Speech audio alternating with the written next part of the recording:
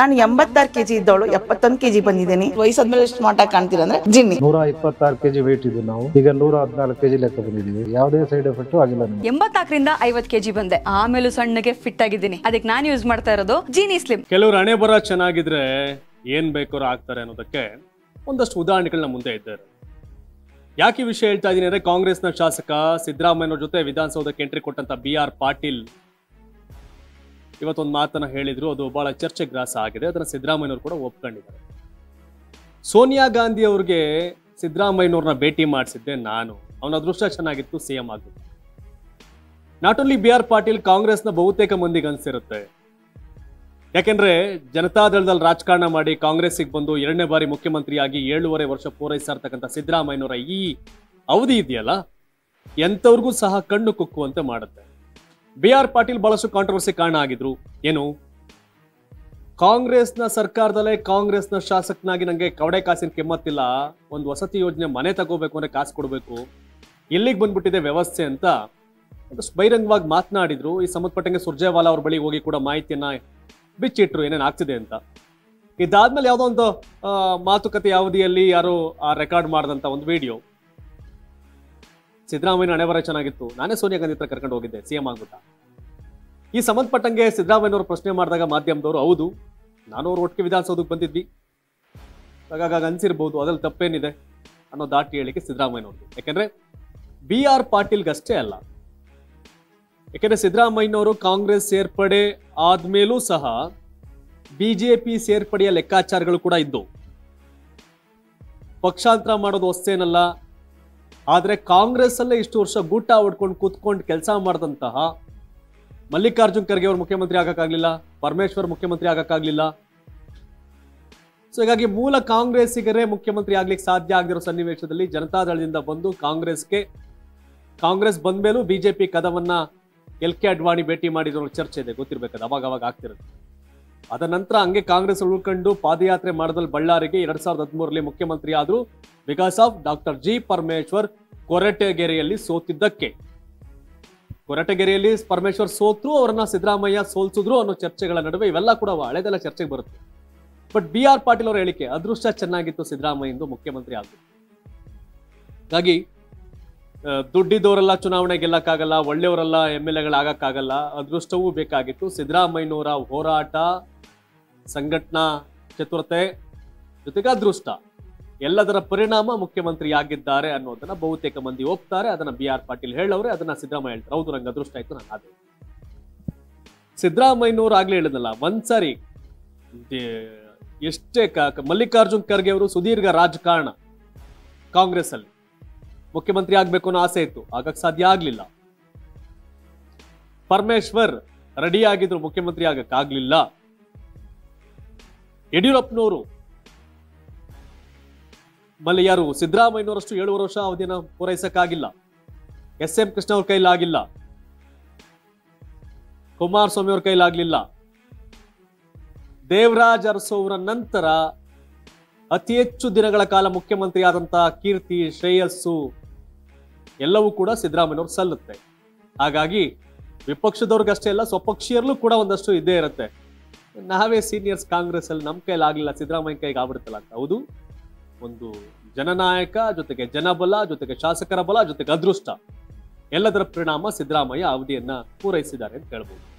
But ಇದು ಇಷ್ಟಕ್ಕೆ ನಿಲ್ಲುತ್ತಾ? ಇಲ್ಲ.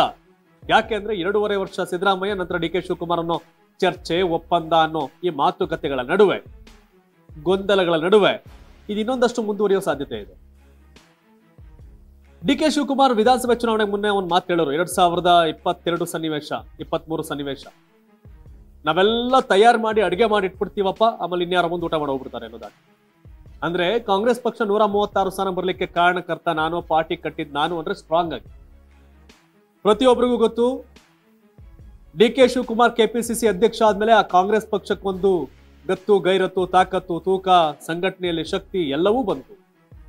ಈ ಹಿಂದಿನ KPCC ಅಧ್ಯಕ್ಷರು ತನ್ನ ಅಧಿಕಾರವನ್ನ ಚಲಾಯಿಸ್ತಿರ್ಲಿಲ್ಲ, DK ಶಿವಕುಮಾರ್ ಚಲಾಯಿಸಿ.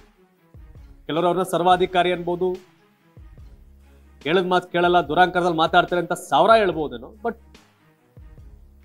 ಪಕ್ಷವನ್ನ ಹಿಡಿತಕ್ಕೆ ತಗೋಬೇಕು, ಕಟ್ಟಬೇಕು ಅಂತ ಕೆಲವೊಂದು ಟೈಮ್ ಅವೆಲ್ಲ ಅನಿವಾರ್ಯ ಆಗುತ್ತೆ. ಸಿದ್ದರಾಮಯ್ಯನವರು ಸಾಫ್ಟ್ ಆಗಿ ಹೋದ್ರೆ ಡಿ ಕೆ ಶಿವಕುಮಾರ್ ಅವರು ಅವ್ರದೇ ಆದಿಯಲ್ಲಿ ಹೋದ್ರು ಪಾರ್ಟಿಯನ್ನು ಕಟ್ಟೋದು. ಈಗ ಡಿ ಕೆ ಶಿವಕುಮಾರ್, ಪರಮೇಶ್ವರ್ ಅವರು ಅವತ್ತು ಮುಖ್ಯಮಂತ್ರಿ ಆಗಲಿಲ್ಲ, ಸೋತ್ರು, ಸಿದ್ದರಾಮಯ್ಯ ಮುಖ್ಯಮಂತ್ರಿ ಆದ್ರು. ಬಟ್ ಇವತ್ತು ಡಿ ಕೆ ಶಿವಕುಮಾರ್ ಗೆದ್ದಿದ್ರು ಕೆಪಿಸಿಸಿ ಅಧ್ಯಕ್ಷರು. ಆದರೆ ಸಿದ್ದರಾಮಯ್ಯ ಅವರ ಕಾರಣಕ್ಕೆ ಮುಖ್ಯಮಂತ್ರಿ ಆಗಕ್ಕಾಗ್ಲಿಲ್ಲ. ಸಹಜವಾಗಿ ಕಾಂಗ್ರೆಸ್ ಅಲ್ಲಿ ಕೆಪಿಸಿಸಿ ಅಧ್ಯಕ್ಷ ಯಾರಿರ್ತಾರೆ ಅವ್ರಿಗೆ ಮುಖ್ಯಮಂತ್ರಿ ಗಾದಿ ಒಲಿಯುವಂತ ಸನ್ನಿವೇಶಗಳು.